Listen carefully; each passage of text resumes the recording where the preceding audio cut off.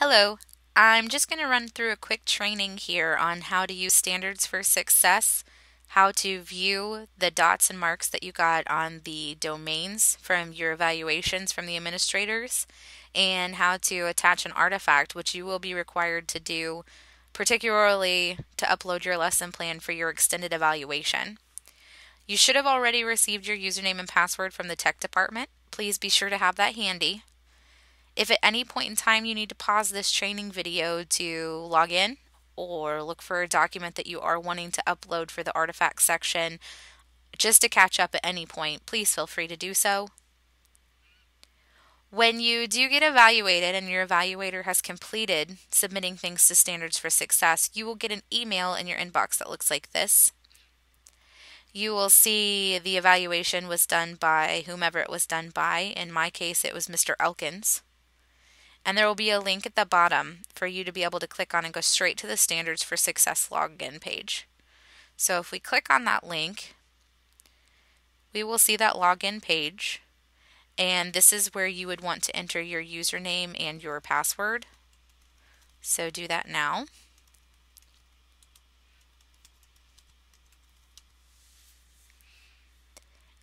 And once you enter those, you would click the login button, and you will see it will take us to the home screen of your specific individual Standards for Success page. Now, let's say you haven't changed your password yet to something you will personally maybe remember better and you would like to. First thing you would want to do is go up here in the navigation bar and you will see the support link.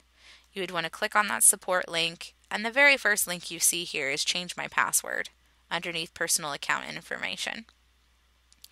When you click on that, there's a box for you to enter the old password that was given to you by the tech department, and then the new password you would prefer to use, and then you would need to confirm that new password that you would prefer to use. When you click Submit Changes, it will change that password, and that password will be the one that you will use from that time forward. Now, as far as the rubric is concerned, we will go back to the home page.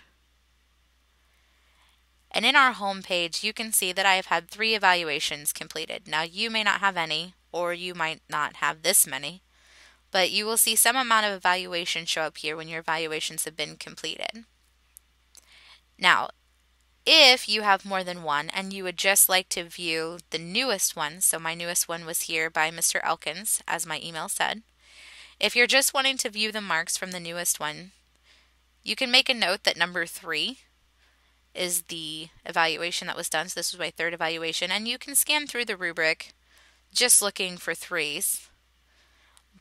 But something that's a little bit easier to do visually is to actually hide the other evaluators.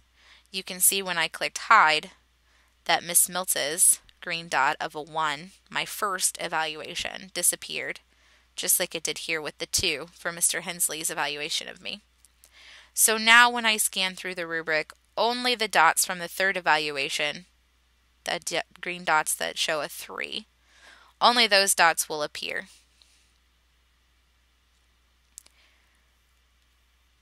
Now, if I do have them all showing, I can still tell the difference between them. So green dots with a 1 would be my 1st evaluation, which signifies my 1st evaluation done by Mrs. Miltz. And if they happen to see the same area of a domain, they would show up together. So you'll see I have a 1 and a 3 next to this particular area of domain 2 of effective instruction, because in my 1st and 3rd evaluation this particular area came to light during their visit. Here's a 2 and 3 together, and sometimes all 3 of them might actually notice the same thing.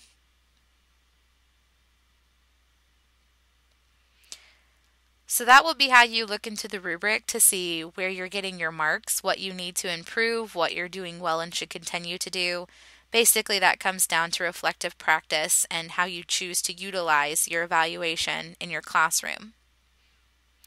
Now, a little bit deeper into these, if you're wanting to see notes, because the evaluators typically take notes while they're in your room, If you would like to see the notes that were taken during a visit, you can click on the link for that evaluation. You can see that this lights up with a link. And when I click on the link, on the right-hand side of this screen, I can see a scroll bar that will show me the actual domain areas lit up in green that evaluator marked me on. So you can see as I scroll through the different domains where those are highlighted. But on the left-hand side of this screen, you will actually see a scripting box.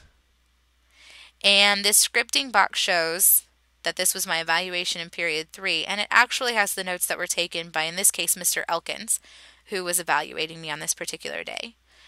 Not only do I see his notes that he scripted during this visit, I can see the area that it actually highlighted in the different domains, showing exactly what domain area I specifically met during his scripting.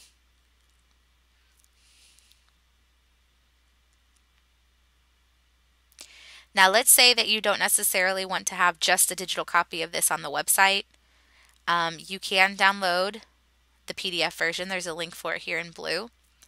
When you download this, you can obviously save it to your computer if you would like to have a digital copy on the privacy of your own computer, or you can print it off and obviously have a paper copy.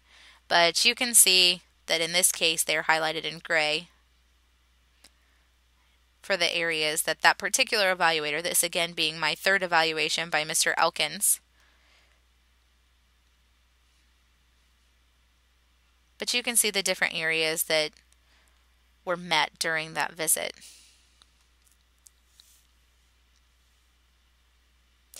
Now we can go back to the home page, and you might have noticed earlier the artifacts section over here to the right at the top of this screen. In the artifacts section, you have the potential to view the artifacts you have uploaded or create a new one. I have actually already uploaded 2, so you can see they're there and when I created them. And you can see I have one saved as a draft to show you that this one hasn't been submitted. But I can also create new, which is what you might be looking to find out how to do. So if I click on create new, I will get to this screen. There's lots of areas of information here, but we'll start by titling this. You do want to use the title box to title it something that you and the administrator that will view this will understand what it means. So let's say that I'm going to type in reference letter.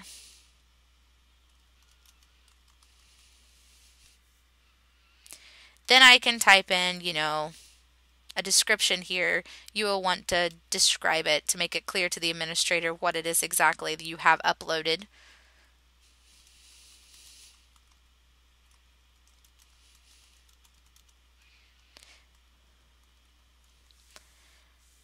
And you might want to add more of a description. Again, this is just for show, really. You have options to bold and italicize, so you can actually make this very descriptive and organized, signaling, the important clauses. You can do a spell check to make sure that, you're making sure that you haven't made any mistakes. And then perhaps, what you're actually trying to upload as an artifact isn't just a description of you saying what you've done, but maybe you need to upload your lesson plan. Maybe it's a Word document. Maybe it's a parent phone call sheet. So maybe it's an Excel document. You can add those by the attachment section, clicking on Add New. When you click on Add New, you can choose a file. So this is the reference letter. And you can see whenever I choose that file, it's here. You can add a description of that if you would like to. And then you would click Upload Now. When it has uploaded, you will see an image popped up down here showing you, hey, this is what's uploaded. In this case, a document. Now let's say I accidentally got excited and clicked the wrong file I wanted to upload. This little X does delete that. So are you sure you want to remove? Yep. So I deleted it. And then you would go back and select the correct one.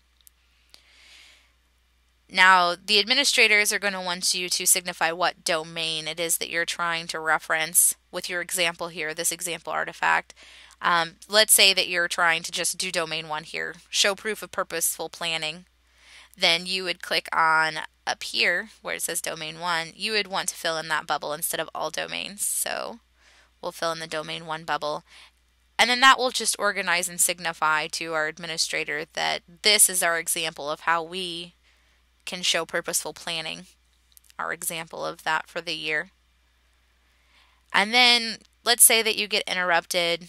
You can save this as a draft, and as you saw earlier where my practice was saved as a draft, this one too, my reference letter now is saved as a draft.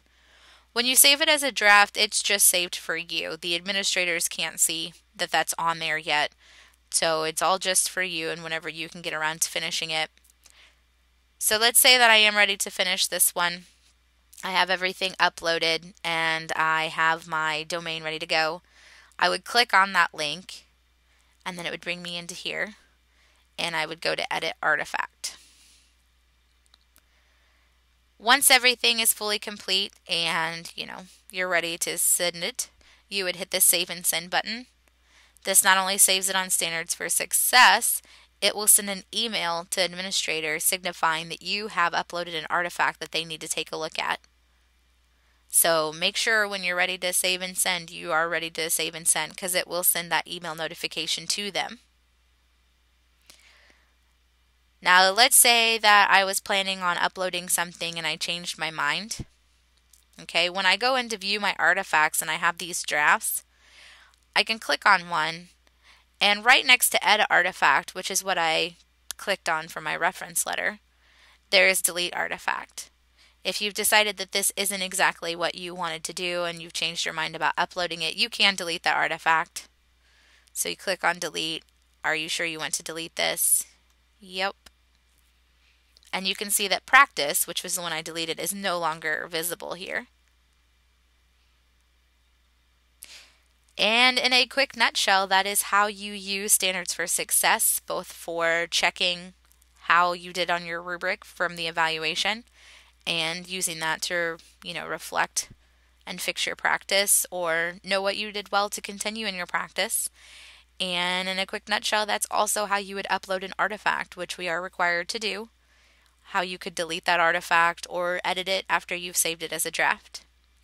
I hope that this tutorial has been helpful. If you have any questions, you can please feel free to contact me further at my school email. And always remember to log out. Thank you.